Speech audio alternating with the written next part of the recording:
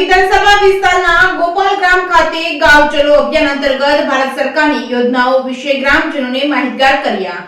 ધારી વિધાનસભા વિસ્તારના ગોપાલગ્રામ ખાતે ગાંવ ચલો અભિયાન અંતર્ગતના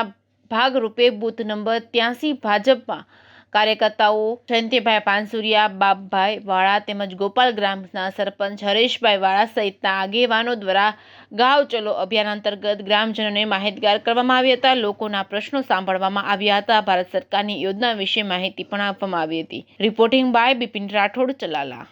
આજરોજ 94 વિધાનસભા ધારીના ગોપાલગ્રામ ગામ મુકામે ગાંવ ચલો અભિયાન ના ભાગરૂપે ગોપાલગ્રામના બૂથ નંબર 82-83માં હું મારી સાથે ટીમ ધારી તાલુકા પંચાયતના પૂર્વ કારોબારી ચેરમેન અને ભાજપ અગ્રણી બાપભાઈ વાળા, ગોપાલગ્રામના સરપંચ શ્રી હરેશભાઈ વાળા, ગામના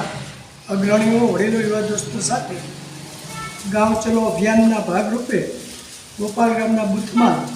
દરેક સમાજના લોકોને મળ્યા, પ્રવાસ કર્યો, એમના પ્રશ્નો સાંભળ્યા, એમની નોંધ કરી અને છેલ્લા 10 વર્ષથી